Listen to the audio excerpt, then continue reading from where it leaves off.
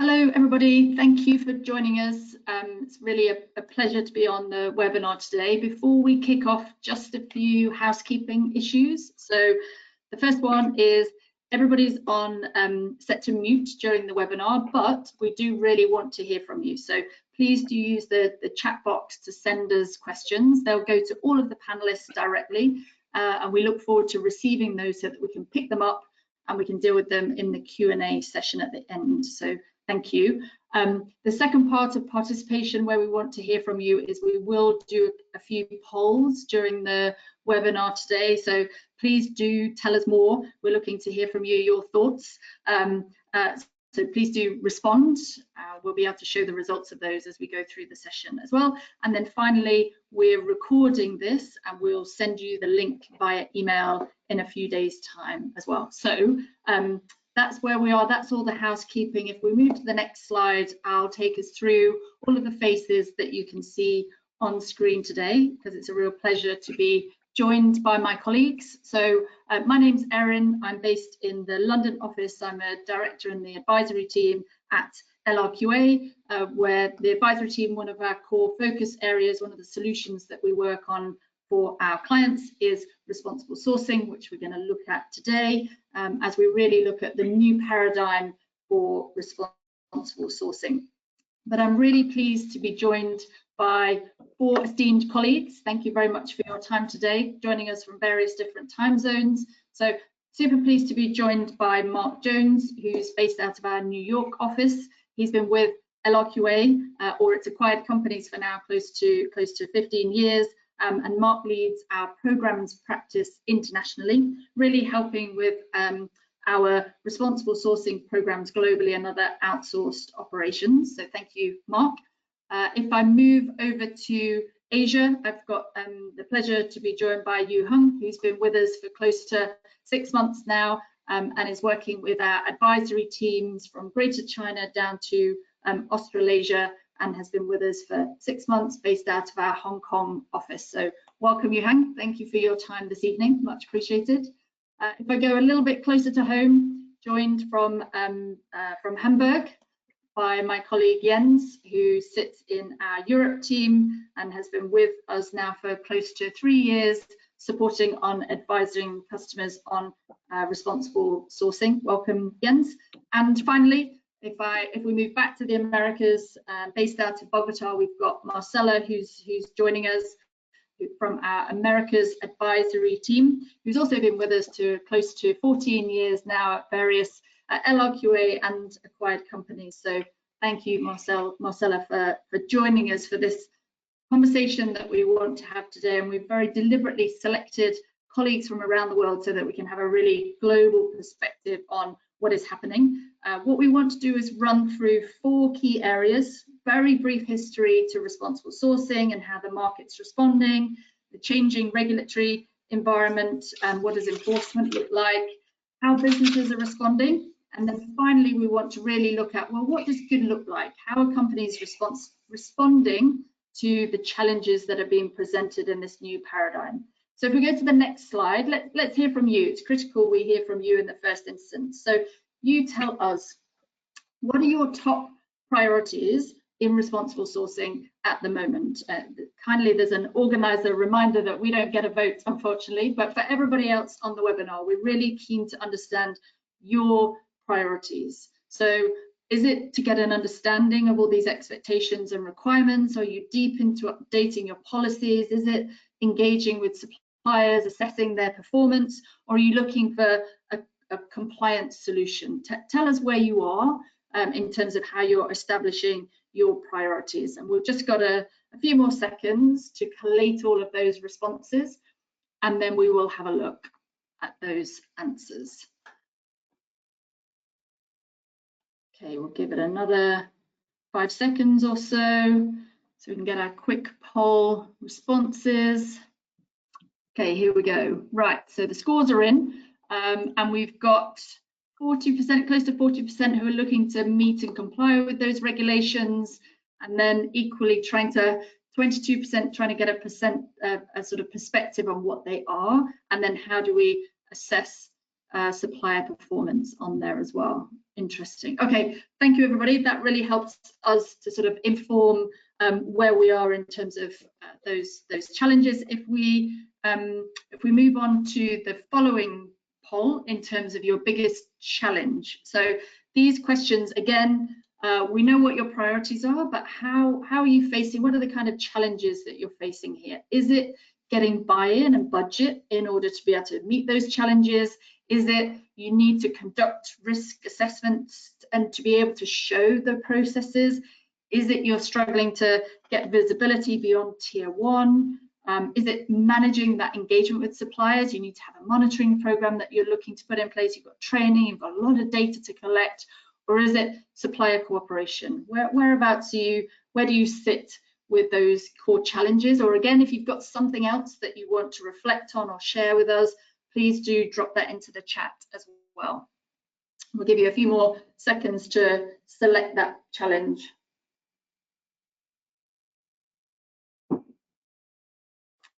Okay, shall we look at the answers, see where we are on this one?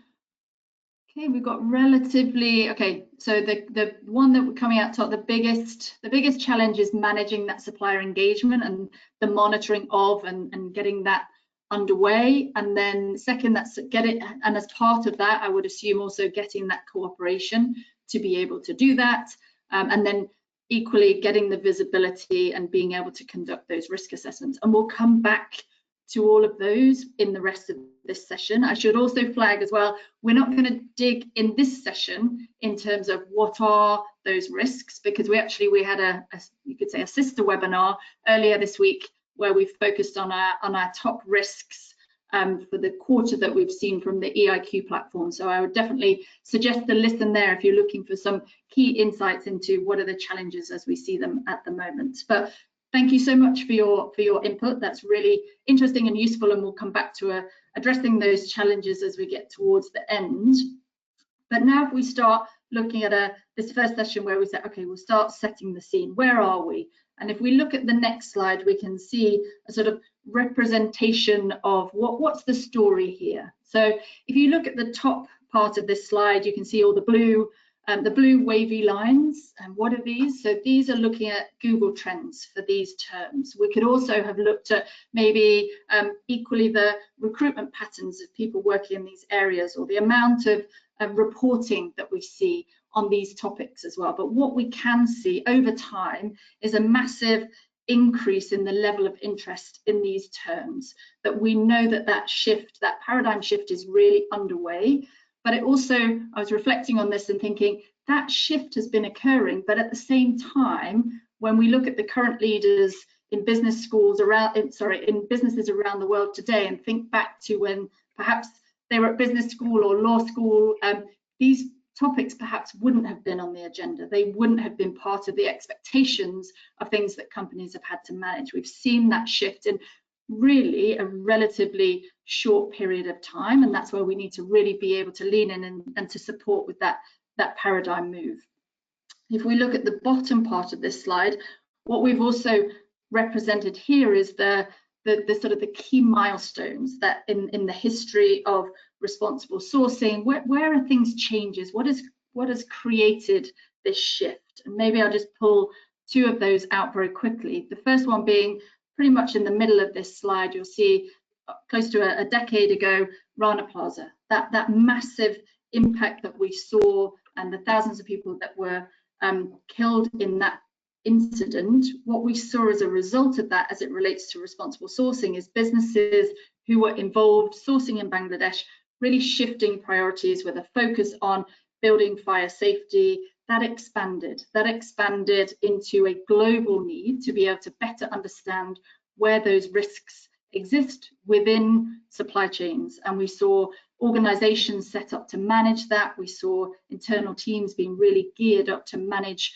that kind of shift. And we see those milestones impacting that really starts to push on through the years. And if we look right on the right-hand side, for example, more recently, we've also seen a lot of industry focus on child labour in the US with iLab The Department of Labour reporting an 88% increase since 2019. We've seen $8 million worth of fines in the past year. What that does is that creates industry focus, scrutiny of industry practices, another paradigm shift, another shift of capital resource investment into making sure that we can manage these challenges. So what we want to just reflect on here is what is that story that we've seen over time that's impacted how businesses are looking at responsible sourcing.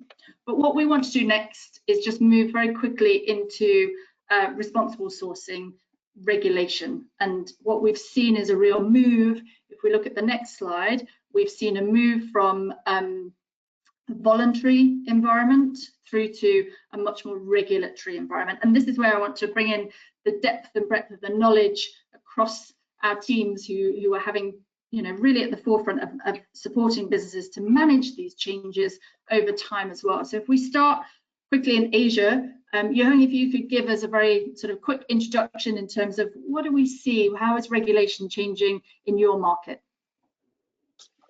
Well, thank you, Irene. So I think in APEC region, we see two countries, one Japan and another one Australia, as really prominent in those legislation. So for Japan, Japan's guideline on respecting human rights in responsible supply chain would be a very important one. This act actually starts in 2020, October. At the very beginning, it's just an action plan to state its expectation for Japanese company to adopt human rights due diligence process. And 2 years later, it becomes a non-binding guideline. And it's April last year, we also add many practical reference material into this guideline. So basically now the guideline are not legally binding, but encourages all business enterprise engaging in business activities in Japan to respect human rights in their supply chain.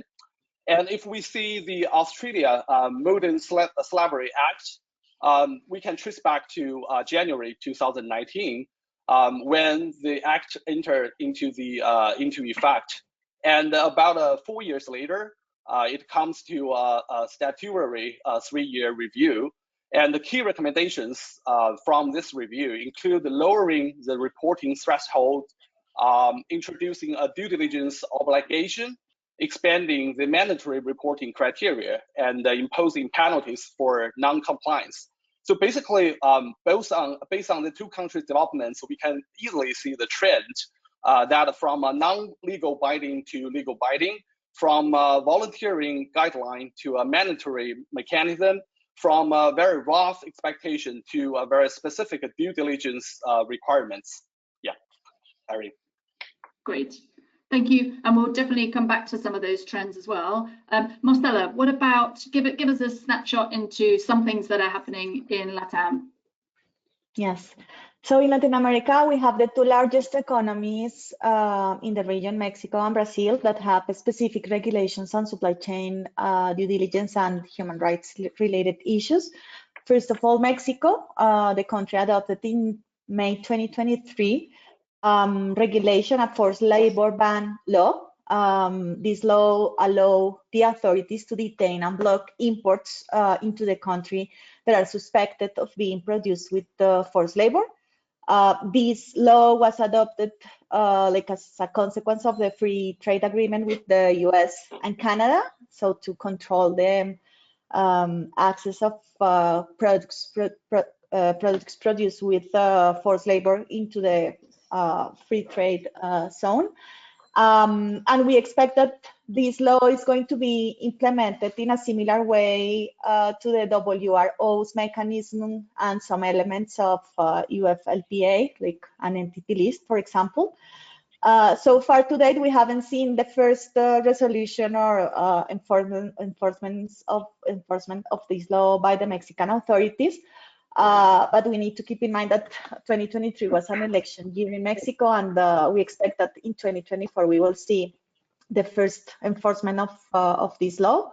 Also because we have seen recent incidents regarding products produced in Mexico to be exported to the US with components being brought from Asia suspected of using forced labor. So we expect that the law is going to be active this year.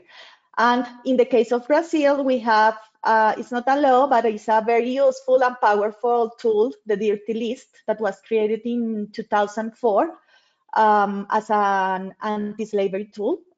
Each 6 months, every 6 months, the list publicly names the companies that have been found using forced labor or slave labor as used in Brazil. The latest update of the list was in April 2024, and they included 248 businesses, new companies in the list. This is the highest ever number of additional companies included in the list. Once a company is included in this list, it's going to stay for 2 years until it's removed from the list. Okay, great. Thank you, Marcela. We'll come back to some of those increasing numbers and challenges as we move forward. Mark, I want to come to North America, where we've heard a lot about the new legislation. Can you give us some insight into what's happening there? Sure. There's in the U.S. the Uyghur Forced Labor Prevention Act, which everybody refers to as UFLPA, which bans incoming shipments of goods where it's suspected that forced labor has been used in the production process. While WROs preceded this by a couple of years, UFLPA went into effect in December 2021, and enforcement began in June 2022.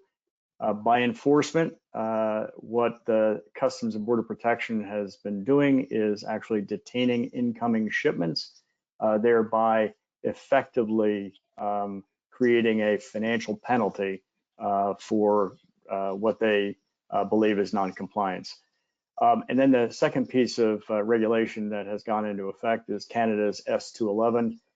It is primarily about reporting. It came into effect in January 1st of 2024, with certain entities due to file their first report May 31 of 2024, and that covers the previous year. So those are the two primary pieces of regulation that have gone into effect. Thank you. Thanks, Mark. I should say we know we're doing a whistle-stop tour on regulations as well. We've got a due diligence guide, and the image you can see here, the map, is actually from our website. So if you want that, double click down and more detail, and you can see here we've got other countries that we've marked off as well, but we wanted to make sure we were just giving a high-level section of trends and really reflecting this is changing around the world. So if we move to the next slide, we just wanted to do a focus on Europe as well, given the Triple D being sort of passed formally I think it was last week, time is escaping me. But Jens, if you can give us an insight, what's happening in Europe? What do we see? Yeah, sure. Thanks, Erin. I think Europe is a very interesting region at the moment. Region you can read in two terms, I guess. So we have a lot of regulations coming out which relate on reporting and transparency with regards to corporates and also to due diligence in the supply chain. And we've only selected here 3 ones which we see of particular interest. One is the CSRD, basically aiming at a focus on reporting and transparency of companies. But at the same time, companies have to report and show how they identify, mitigate, prevent adverse impacts on social and environmental topics in their own operations and in the supply chain. The term of double materiality comes into effect. And this regulation is coming in. We are expecting first reports in 2025. So really at the doorstep in Europe. And then we have a very much politically discussed initiative, the Corporate Sustainability Due Diligence Directive, which really focuses on business conduct of corporations and asks companies to identify, prevent, and mitigate adverse impacts on human rights and environmental topics in the complete value chain, to place it in a nutshell. You are intending against the OECD guidelines here, and it's really being debated a lot over the time. And in both regulations, it's important to note it's not only relevant for companies who are headquartered in the EU, but also for companies who have certain thresholds of turnover in the EU. So we see now clients from abroad getting interested in these regulations, which will affect them directly. While these two ones are focusing on business and corporate in general, we also have very product-related regulations coming in. And one we've picked here is the EU forced labor regulation, which is equivalent to the AFOPAR regulation in the US or the Mexico one. And these ones have way more tremendous effects as well, because suddenly you're not allowed to place certain products under the risk or under this substitution of forced labor into the market. So while the other ones, you will see the risk of fines, here suddenly we have real direct material effects on companies if they are not allowed to place products on the market. And if I quickly can comment on the latest votes in the EU, we have voted in EU Parliament. There will be a new Commission. We don't see that any of these regulations will change. It's too much of a hassle to change the regulatory process, to change the regulations. So our assumption is that the regulations you will see here will stay as they are, and maybe the enforcement will be weakened over time. Yeah. Okay. Thank you, Jens. And you mentioned something critical there that I think we'll come back to as well with it's a really key election year, and where do we see that potentially having an impact as well. If we move to the next slide, because we've done a very, obviously just an introduction into some of the regulation that we've seen changes, I'm keen to just explore a view from each of you in terms of, well, what does that mean in terms of how companies are responding? We've seen this shift over time. We know that things are changing. What does that mean? So maybe, Mark, if we start in North America, how have companies responded to all of this changing landscape? But it's probably worth mentioning that in the early 2000s, we actually saw a major regulatory push in the US to know your customer. So that's KYC. At that time, the scope of work expanded. There were new systems investment. There were organizational shifts in support and overall intensified due diligence on customers on the KYC. We're seeing something similar now in Know Your Supplier, KYS.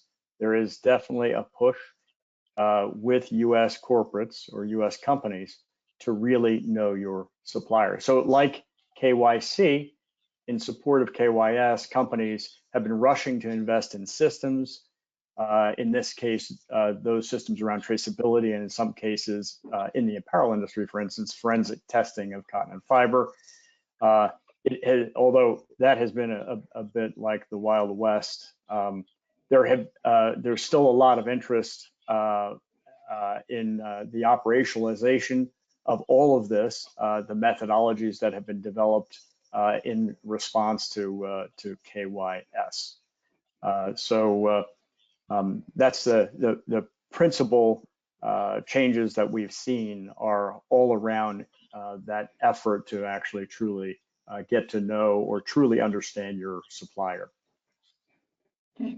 And Jens, what about in Europe? I mean, we've seen how much legislation. How are companies responding to that? Yeah, I think what Mark just mentioned about the transparency is baked into each and every of these regulations as well. And we see that companies are heavily struggling with transparency and see where topics are coming from and products, especially deeper into the supply chain. And what we see here is they are eagerly looking for how the level playing field looks like. So what is the best solution to cover it all? So what is the blueprint? And it's a real struggle for companies to see how can I cover and integrate all these different regulations into one single risk management system, which is a real struggle if you are talking to different people, either compliance, product integrity. So there we see a real struggle of companies. Some regulations have a higher intention. Some ones kind of slip the attention, like EU FLR, EUDR, and suddenly the deadlines are coming up, and a lot of companies are not prepared to be compliant to the law. So it's really a struggle to find the best way through it in a very compliance-driven approach here in Europe. Yeah, I feel like we're on the precipice of some very important deadlines. But if we go maybe into the into the supply chain markets, looking at it from another aspect. So Johan, Marcella, maybe just a quick word from you in terms of how are they responding to that? Johan, what do you see companies in Asia, how are they responding? Well, I think unlike the North American and European countries, the whole progress of regulations development in the Asia Pacific region tends to be a little bit slow. And many regulations and the requirements are still in pipeline and lack legal binding effect. So even countries like Japan and Australia, which consider market leaders, have lagged behind in enforcing the respective laws and the regulations. However, I think Asia Pacific region as a traditional sourcing market, many companies here are actually integral parts of the supply chain for many global brands, which may be based in North American, the EU, or the UK. So consequently, these companies are increasingly aware the high risk associated with their operations in Asian countries. So they realize that they are not only bounded by local laws, regulations, and the requirements, but also impacted by regulations enforced by authorities which their downstream supply chains are located. So to sum up, though a bit lag behind, a bit slow, however, many companies in the region have been actively preparing and taking necessary actions or measures to align with those evolving regulations and the requirements globally.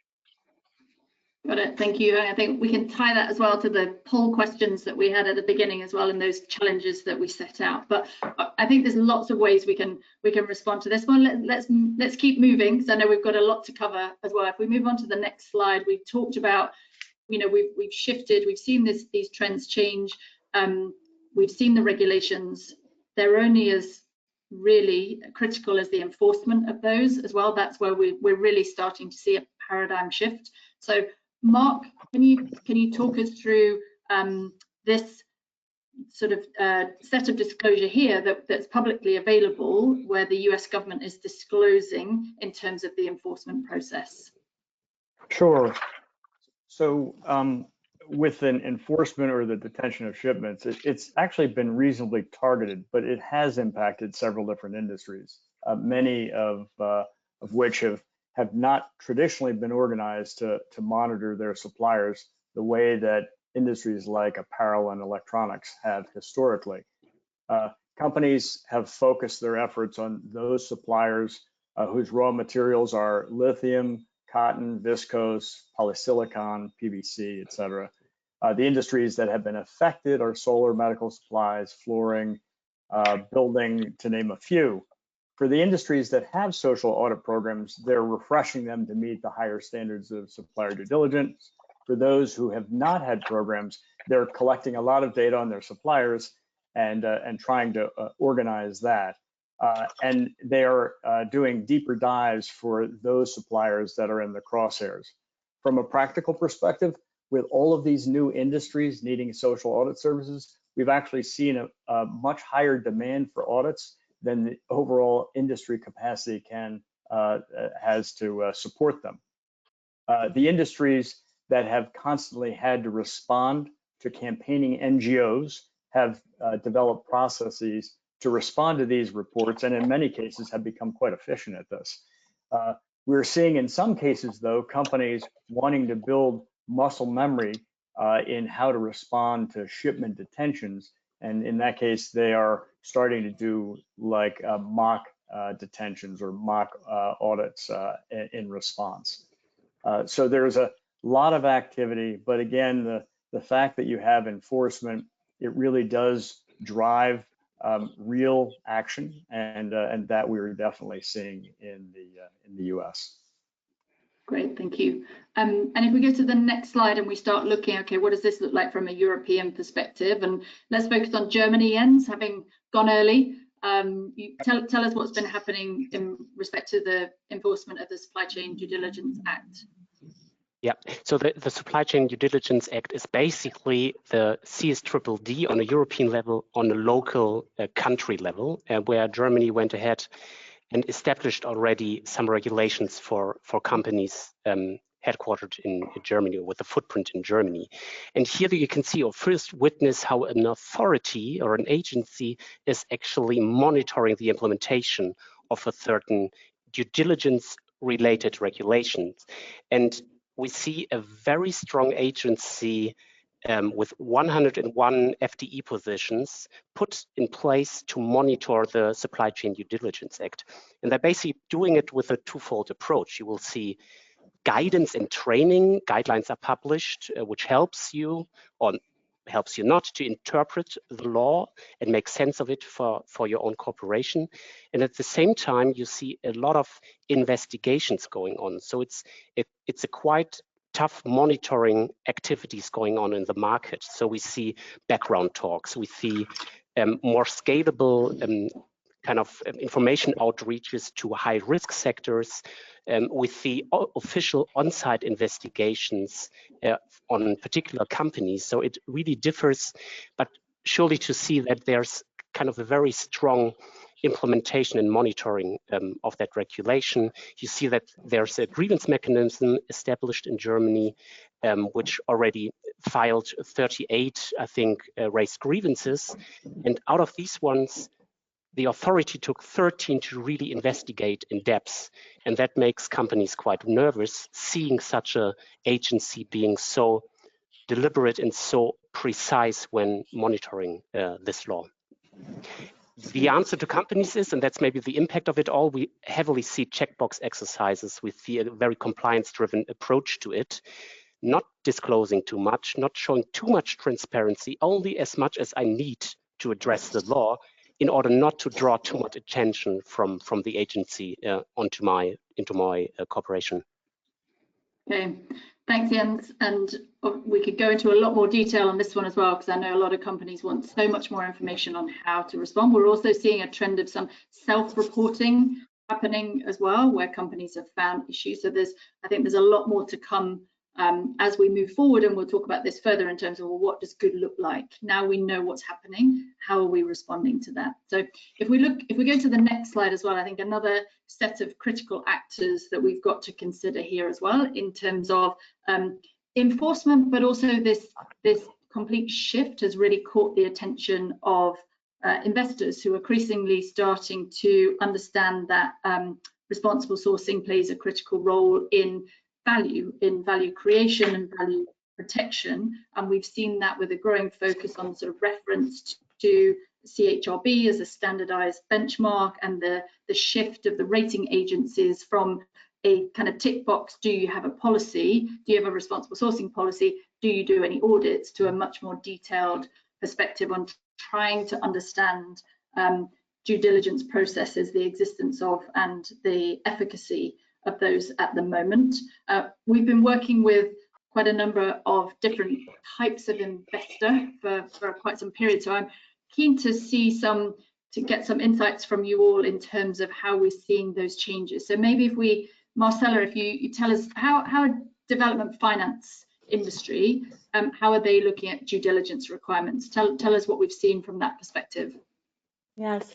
We are seeing a lot of development finance institutions increasingly interested in understanding social and environmental risks in the supply chain of large infrastructure projects that they are financing. This includes energy generation projects such as solar and wind, but also investments in the agricultural and natural resource management projects. And they are asking a lot of questions and assessing risks and requesting the projects developers to address those risks through the project design. We are also working with some financial institutions, development financial institutions that lend or invest capital in the private sector in the developed countries. And they are also increasingly interested in assessing and understanding how the companies they are investing in are assessing and addressing social and environmental risks in the supply chains, because these institutions are looking into promote sustainable development in these development countries. So they are increasingly asking questions, but also engaging these companies to integrate social and environmental supply chain due diligence into their business models to ensure that through their investments, they are not causing any harm and actually promoting sustainable development. Great. Shifting away, maybe moving different type. Mark, if we talk about private equity, so we've been working with private equity for over a decade. Can you talk us through how we see that focus has changed? What do we see then versus now? The difference with private equity has been amazing, really. Over the past 10 years, we've seen a transformation in the way they're looking at supply chains in general. 10 years ago, a private equity firm, when they were conducting due diligence on a target acquisition, might actually just ask whether the target company had contracts with their suppliers and whether they had a social responsibility program. Now it's entirely different. Today, the due diligence of the supply chain can be extensive. In some cases, we've been asked to do social audits on the factories supplying the target companies. We've seen PE firms start a desktop due diligence on a number of occasions and stop and decide not to pursue the acquisitions because they see that the company has problematic suppliers and a responsible sourcing program that just isn't strong enough to manage the associated risk. So it's very different today than it was 10 years ago. Yeah, great. And I think we're seeing that, certainly sitting in London, we're seeing it play out live in front of us with Shein. So we're getting a very a large Singapore-based company looking to list, currently privately owned, looking to list. Looks like the US isn't an option, looking to list in the UK, and the UK media picking up stories from asset owners basically commenting on, because of responsible sourcing practices, this is, they're giving Shein a very cool reception, is how it's sort of been presented, for example. So we can see that paradigm shift in the pages of the FT on a sort of weekly basis at the moment. So it really, I think that having investors really deep into the weeds on the details of the practices and where that value exists, we can see on a day in, day out basis. If we move to the next slide, we can look at some of the sort of our summary reflections, I guess, in terms of how are organizations responding to these changes that we've highlighted. So we've asked ourselves, okay, we've seen this new the new regulatory environment. How are businesses reacting to that? And we've discussed, that we've seen a big reorganization of teams, of governance, of processes, of management systems to be able to respond to that. That's accelerating at pace as well. We've seen, I think Mark, you talked about that accelerating visibility, the need for that KYS and the due diligence initiatives as well, be they commodity-based, country-based, industry-based. We really see those start to accelerate, and also maybe acceleration in the questioning again of efficacy. We've done things in a certain way for a period of time. Now we're also going through a period of really challenging the efficacy of all of those and pulling out the data to be able to say, well, what impact is that having, and what do I need to do where? We see investment in new tracing tools, technologies, and this is where we know, because of this new paradigm, we've got companies, however, really having to shift their entire business practice, and we're starting to see commentary on, okay, how does some of these maybe human rights, ESG issues in supply chains create choke points that are going to have a critical impact on business moving forward, and how do we then build all of what we've learned from responding to these challenges into our business proposition moving forward. So we're seeing a lot more of the critical data that historically maybe the social compliance, human rights, sustainability teams have been collating, pulling through into whole new different management systems. A lot of customers, a lot of the people we work with have been revisiting, reshaping, questioning their social audit program approach, building new muscle memories, building new capacity, outsourcing practices when they get overwhelmed, when they need to bring in specialists to be able to support them. That's on the business side. If we flip back just as we were talking about investors, we're seeing new playbooks, new screening, active engagement, much more active engagement in both portfolio company levels, as well as conducting due diligence as well. What are our key takeaways? I think collectively we discussed that, and we know that due diligence isn't easy, and maybe that's the biggest understatement in this whole series of slides, in terms of the challenges presented by having to get that KYS answer.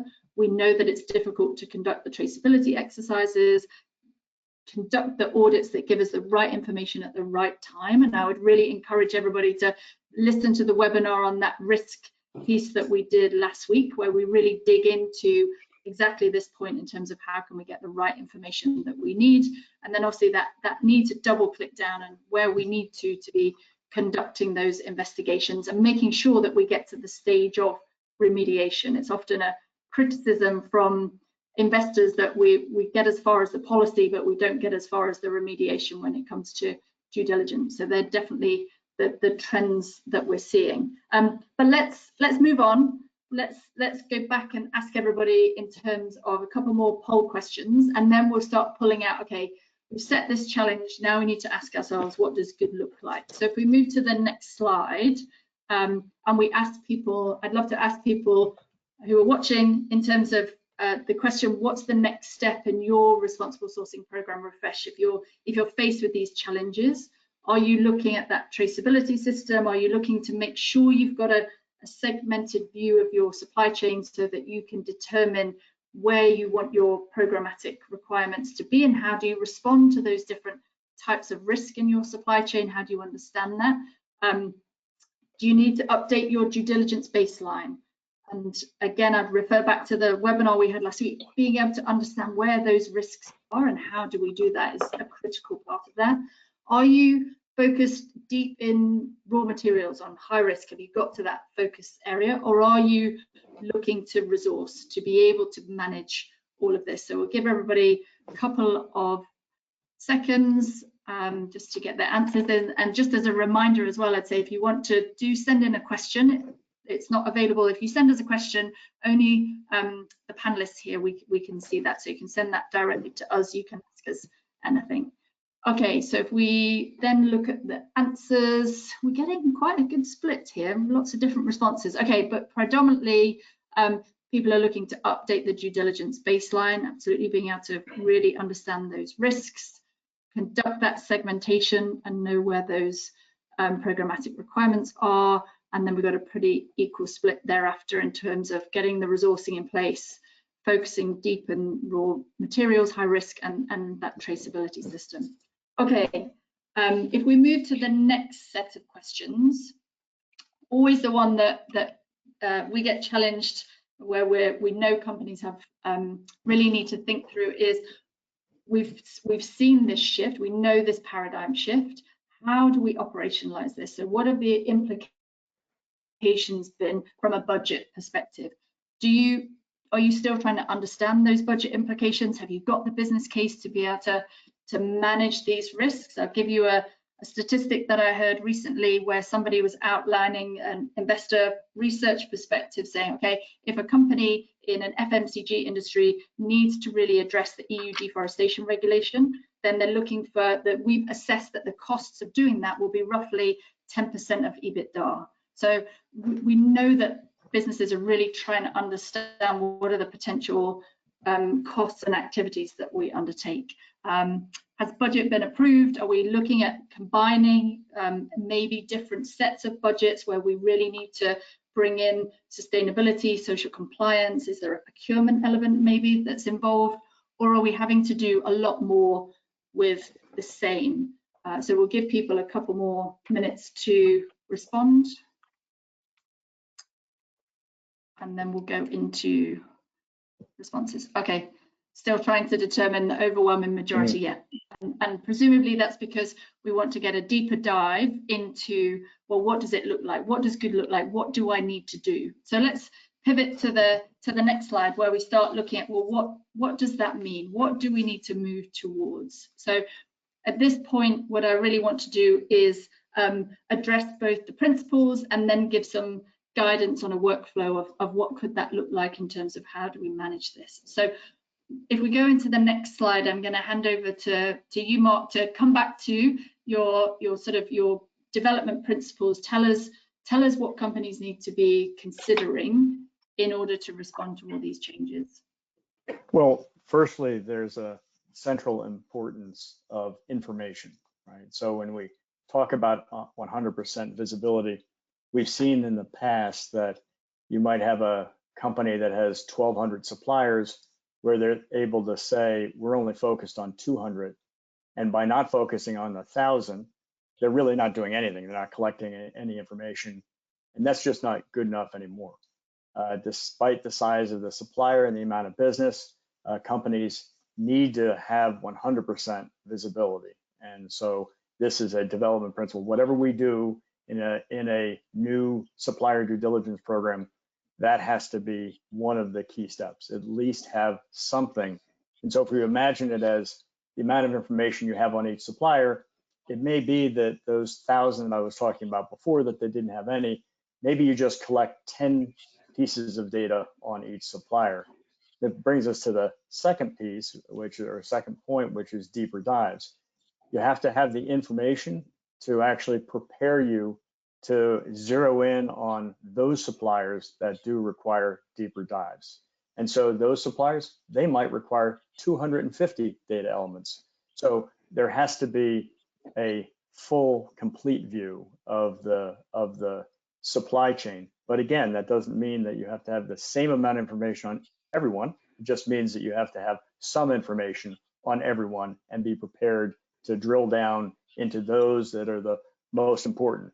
By most important, it could be those that are in the crosshairs of Customs and Border Protection or regulation. It can be those that you happen to be doing the most business with, et cetera. The third principle is prioritization.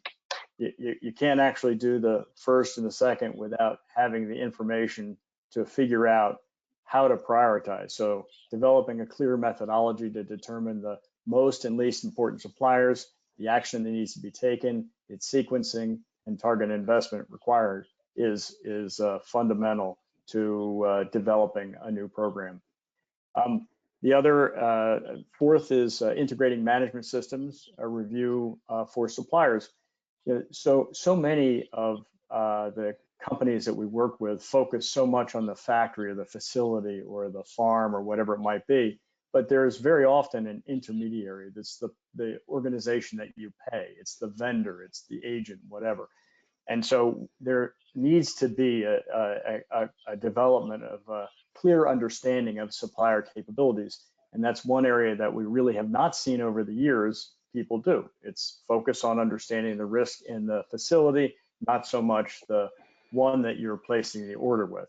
This is an area that we know is going to be important, in part because what a lot of companies, at least in the US, are doing is they're laying off the risk of a detained shipment by saying, supplier, it's your responsibility. So actually having some understanding of their capabilities is important. The fifth is enhanced sourcing and procurement supplier decision-making. So it's creating a comprehensive view of suppliers and their factories using social responsibility, environmental, quality, supply chain, anti-corruption, security, data, all that can be used to support sourcing decisions. We've often talked about moving from reactive to proactive. It's moving from reactive to proactive and predictive. And we know that across the silos of data, there are opportunities. If you do look across, for instance, you look across at the logistics or supply chain data, on-time delivery, fill rate, et cetera, we do know that, if you look at those, they do actually suggest things about social indicators. The sixth development principle is right sizing for the right cost of ownership. So it is important to really understand the right amount of spend for your program, and we often do that by determining what the average cost per factory or facility is. This is important because with the increased scope and the new standard of due diligence, basically it's a lot of pressure to increase the overall budget. And in most organizations, they're just not yet prepared to do that. So you have to find that way of being able to prove that you've been able to right size the organization in order to meet these needs. Right skilling is another important one. It is what was acceptable in the past was really around a social audit program. What we're looking at now is a much more textured, layered program. And so the skills that may have been right for the previous one-size-fits-all audit program is not right going forward. So there needs to be a sort of, it's either a redeployment or a reskilling, et cetera, so that the organization can transform to meet this higher standard of due diligence. And the last one is investor awareness. And this isn't just meaning, you want to know who your investors are. It means actually understanding what drives them. Really getting into the same way we're saying, know your customer, know your supplier, it should be know your investor. And so there really should be a clear understanding of what they're looking for, what key indicators, what ratings and rankings they're looking at, et cetera. Not that you necessarily want to drive your business solely on key rankings and ratings, but it is very important to make sure at least you're recognizing where your investors are focused. So those are our 8 principles that we've evolved over the past couple of years based on the way companies are responding to the regulations. Thanks, Mark. So what we want to do if we move to the next slide is take the principles and then look at the operation and the workflow in this broader context of something that we've been talking about and really focused on for LRQA this year, which is that Assurance 4.0, of which this new paradigm shift for responsible sourcing is really part of. So Marcela, can I ask you to talk us through this? Okay, what is the workflow? How do you operationalize? What does good look like, and how do you get there? Thank you, and yes. So how we put the principles Mark just explained in practice, it's through a holistic and data-driven approach to responsible sourcing and due diligence. We have implemented this program and proven this program with clients in different industries and regions. And it has demonstrated to be efficient and also impactful when it comes to manage and address risks. So maybe the starting point, and now with the new regulations, is to understand if our program is aligned with those regulations, with the requirements, and if it clearly sets out the level of expectation that we have for our suppliers regarding social and environmental performance. So we are seeing a lot of companies reviewing the program, adjusting the program, improving the mechanisms and the tools that the program has in place to identify and manage risks. As we were saying before, resources are always limited in companies, both human and financial.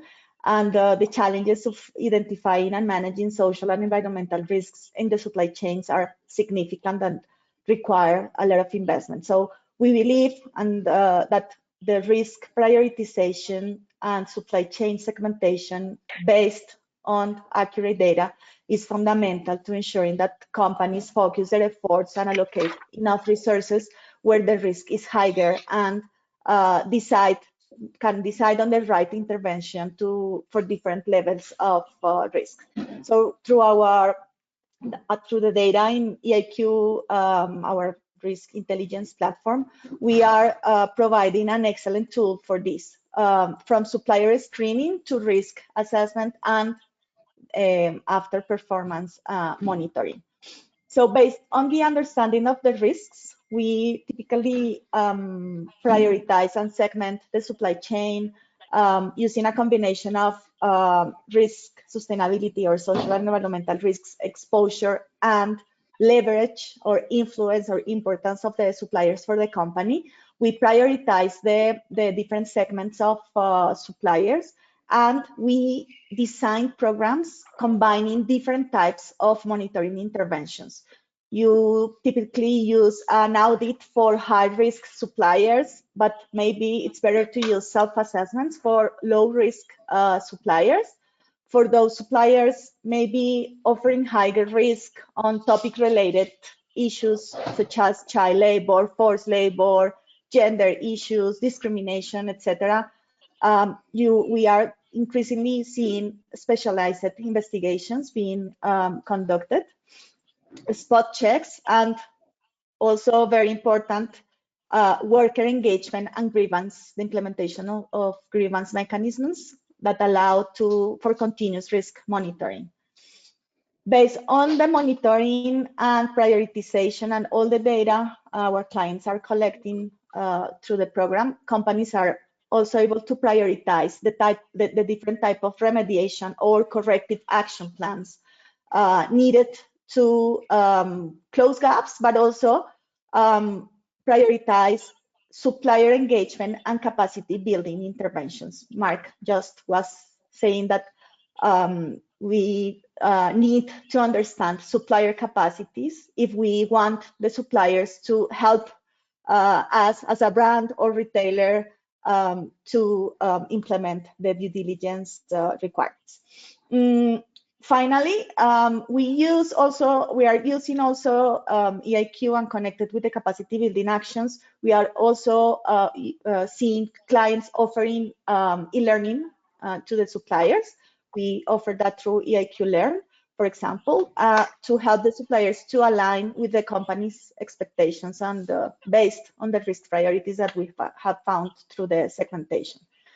The data collected through this program is used for program benchmarking, but also is used for reporting purposes, given the increasing regulatory requirements on social and environmental transparency and disclosure, including disclosing information about the risk management in supply chains. This data, it's being used for those reporting efforts. And finally, with the data, we are also collecting, we are able to help the clients to anticipate the needs for program enhancement and continuous improvement based on a predictive management approach. Great, thank you for taking us through that, Marcela.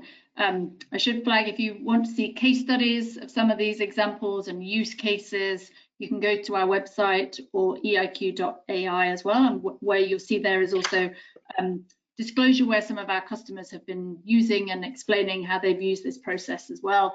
And we've also got examples where investors have taken a view on companies who've used this process as also. So we're getting close to the end, and we do have a few questions, and we've got some very specific industry questions coming in, so we'll get back to you on an industry specific basis. But one, I just wanted to just throw out one question to panel. Maybe Jens, you can take this question just before we go, in terms of one question on what is the first key step that you should take, and particularly as it relates to the governance of responsible sourcing. We've got a question about who should be involved. So can you give us a reflection on, when you're undertaking what does good look like, who should you bring to the table when you're starting this conversation? Yep, very good question, and I think it's various perspectives to answer that question. Is really, you have to think about who is involved throughout the process of responsible sourcing or due diligence. So that can be buyers, that can be sourcing, and who has the final role also in designing a process, signing it off, which can be compliance. And in all these perspectives, you always have to think about how are these people trained and equipped to take decisions, and are they equipped well enough to take next actions. And I think that's very crucial, knowing that, for example, the German government or authorities don't only look if you have named a certain human rights officer, but you have to showcase that it's a committee, maybe if you're a large company, and you have to show that they are trained to perform their level of due diligence, and that you separate implementation from control. So there's compliance-driven perspectives to it, on-the-ground perspectives, who's working with your suppliers. So it's really assessing the needs on a practical and impactful system. Perfect. Thank you. Thank you for that summary, Jens. And I'm going to finish here. And now we've got with this workflow, which shows exactly the sort of the steps that we should be taking. I want to thank the panelists in all your various time zones. Thank you so much for joining and contributing. It's really appreciated. It's always a pleasure to work with everybody. And thank you to everybody joining us, giving your contributions in the polls and the questions. We'll follow up on those very industry specific questions and detailed ones individually. And we look forward to seeing you again soon. Thank you very much. Bye-bye. Thank you. Bye-bye.